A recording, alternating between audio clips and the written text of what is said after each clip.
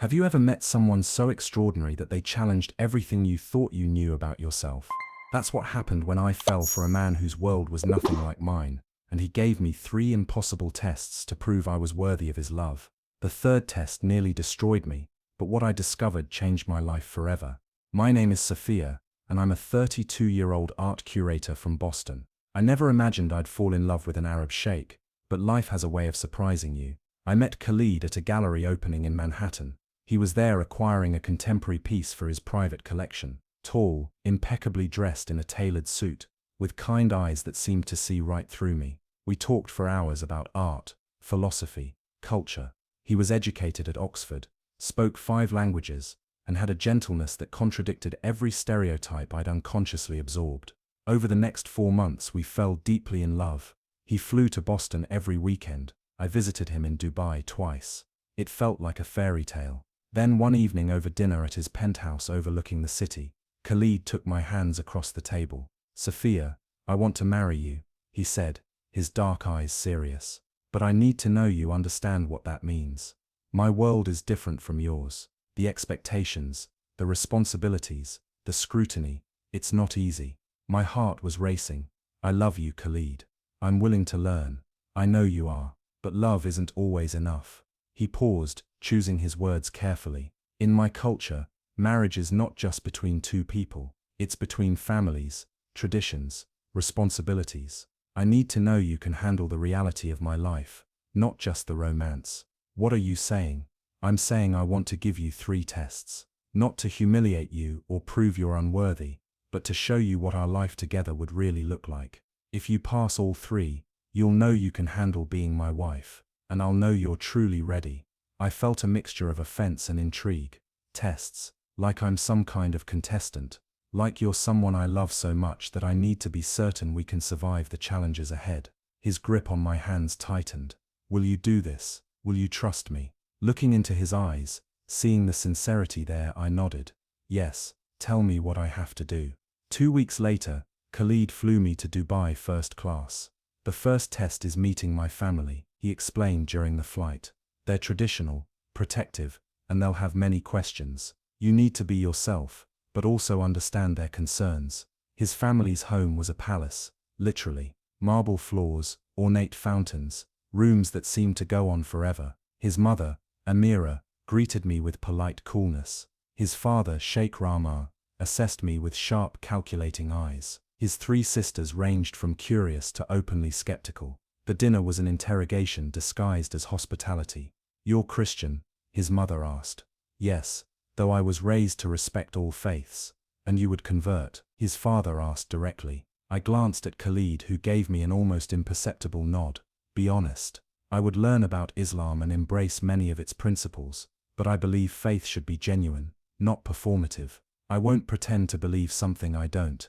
The room went silent. I thought I'd failed immediately. Then Sheikh Rahman smiled slightly.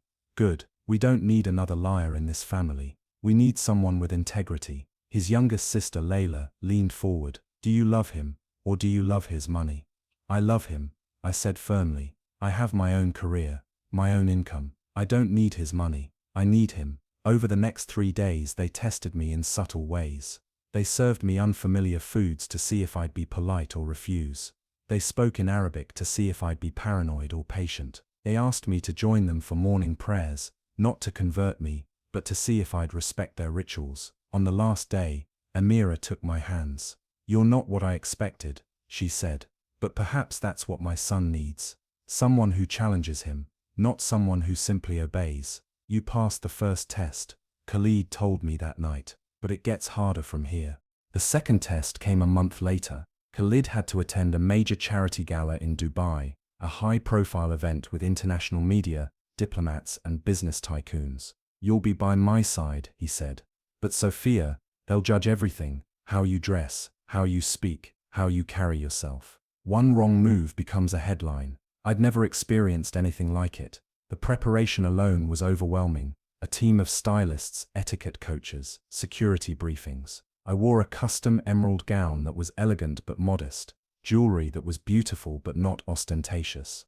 The moment we arrived, cameras flashed like lightning. Khalid's hand was steady on my back, as we walked the carpet. Inside, I was introduced to princes, ambassadors, CEOs. Every conversation felt like a chess match. I had to be charming but not flirtatious, intelligent but not arrogant, interested but not invasive. Then disaster struck. A prominent socialite, clearly jealous, approached with a smile that didn't reach her eyes. "So you're the American girl trying to trap Sheikh Khalid," she said loudly enough for others to hear. How refreshing to see someone so ambitious. I felt every eye in the vicinity turn toward us. Khalid tensed beside me, ready to intervene. But I knew this was my test, how I handled pressure without his protection. I smiled warmly. Actually, he's the one who pursued me. Relentlessly, I might add.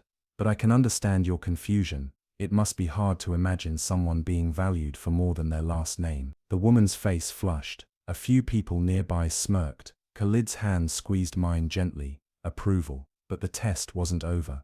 A journalist cornered me later, asking invasive questions about our relationship, my intentions, whether I was converting to Islam. I navigated it carefully, protecting our privacy, while not seeming defensive. By the end of the night, I was exhausted.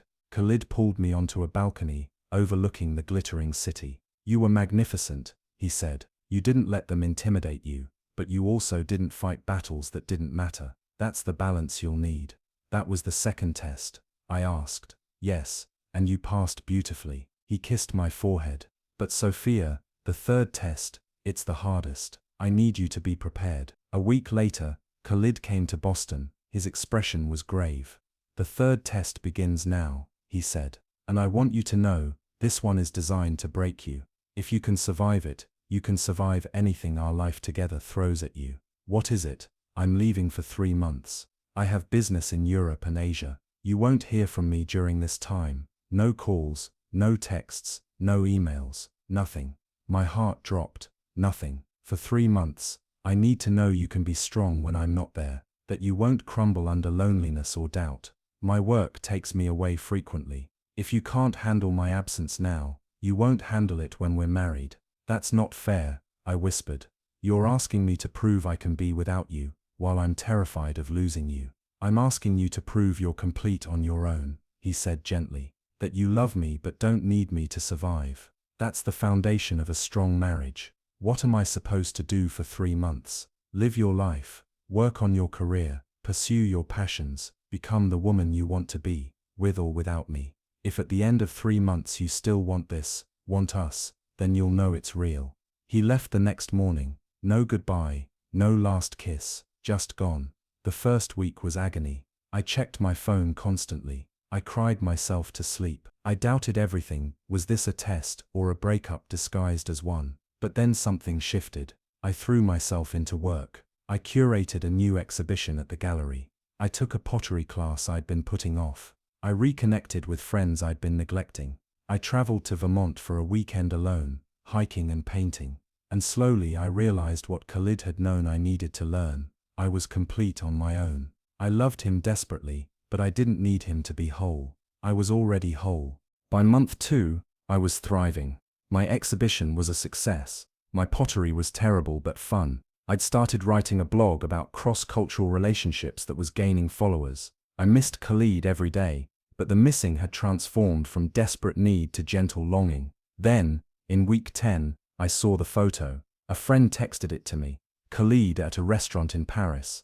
A beautiful woman across from him, both laughing. The caption from a gossip site. Sheikh Khalid enjoys romantic dinner with mystery woman. My world tilted. This was the test. Not just absence, but doubt. Could I trust him when I couldn't reach him? When the evidence suggested betrayal, I spent 3 days in a dark spiral. Was the whole thing a lie? Was he testing my strength or my stupidity? Every insecurity I'd ever had surfaced. I wasn't sophisticated enough, wealthy enough, connected enough. Of course he'd found someone better. On the 4th day, I was ready to give up. I drafted an email telling him it was over, that I couldn't do this anymore. But before I hit send, I stopped. I thought about everything I'd learned over the past 10 weeks, about my own strength, my own worth. And I realized if Khalid was the man I believed him to be, there was an explanation. If he wasn't, then I'd dodged a bullet. I deleted the email. I chose to trust. Not blindly, but intentionally. To believe in the love we'd built until proven otherwise. That choice, to trust despite fear, was the hardest thing I'd ever done. Exactly 3 months after he left, on a cold November morning, my doorbell rang. Khalid stood there, holding a bouquet of my favorite flowers,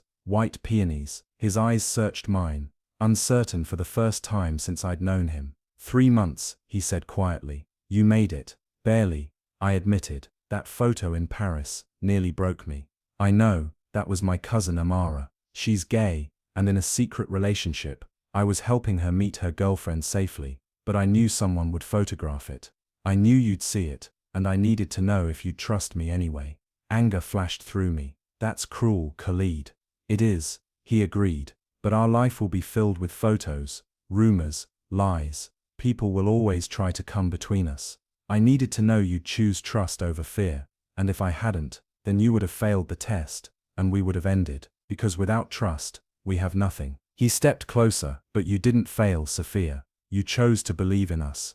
That's the strength I need in a partner. I wanted to be angry, but I understood. As much as it hurt, I understood. You passed all 3 tests, Khalid said. You earned my family's respect by being authentic. You handled public scrutiny with grace, and you survived doubt by choosing faith. You're stronger than you know. He pulled a small box from his pocket and opened it. Inside was a ring. Not ostentatious, but exquisite, a single perfect diamond surrounded by intricate Arabic calligraphy. The inscription says strength in love. He translated. Sophia, will you marry me? Not because you passed my tests, but because you showed me what real partnership looks like. I looked at this man who had challenged me, frustrated me, and ultimately helped me discover my own strength. Yes, I said. But Khalid, no more tests. From now on we face everything together. He smiled, that brilliant smile I'd fallen in love with. Together, he agreed. He married 6 months later in a ceremony that blended both our cultures. His family welcomed me not as an outsider who'd proven herself, but as a daughter who'd shown her strength. My family, initially skeptical of the whole 3 tests thing, came to respect Khalid for caring enough to ensure I knew what I was choosing. The tests weren't about proving I was worthy of him. They were about proving I was worthy of myself, strong enough to handle a complex life, secure enough to stand beside a powerful man without losing myself, and brave enough to trust even when fear screamed at me to run. Sometimes love asks more of us than we think we can give. It asks us to grow, to face our fears, to become stronger versions of ourselves. Have you ever had someone challenge you to be better, even when it hurt? Did you rise to meet them, or did you walk away? There's no right answer. We all have different breaking points. But I've learned that the relationships that challenge us the most often shape us the most profoundly. What would you have done in my shoes? Would you have trusted through the doubt? Share your thoughts below. I'd love to hear your story.